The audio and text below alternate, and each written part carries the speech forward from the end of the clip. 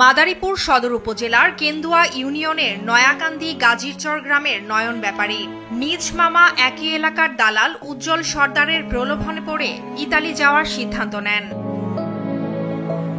নয়নকে 14 লাখ টাকায় ইতালি পৌঁছে দেওয়ার কথা বলে গত বছরের অক্টোবরে ইতালি না নিয়ে শ্রীলঙ্কা পাঠানো হয় নয়নকে।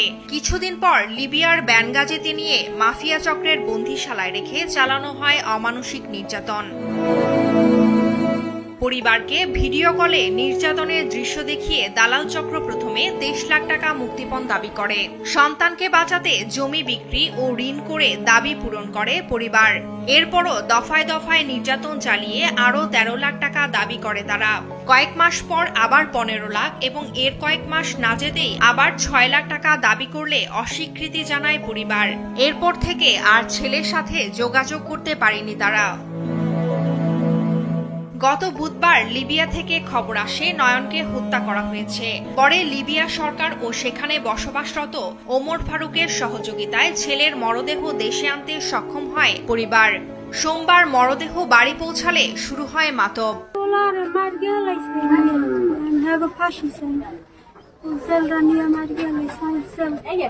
71 লাখ টাকা দিছি, এখন ফুল আইছে মরা বাইতে লাশ। তোর পামো না ফুলাও পাম না, ফুলার লাশ আইছে বাইতে। আমি দালালের মনে করেন বিচারছি। রুমে বই এই ওর শ্বাসকষ্ট উড়াইয়া মারি গেলাইছে। আমাকে ছেলের বিচার চাই আমরা।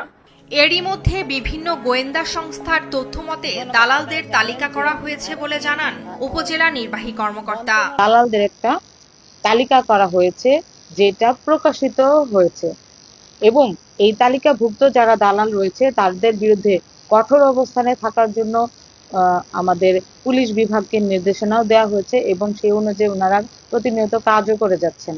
দ্রুত দালাল চক্রকে আইনের আওতায় আনার দাবি সচেতন মহলের। News desk.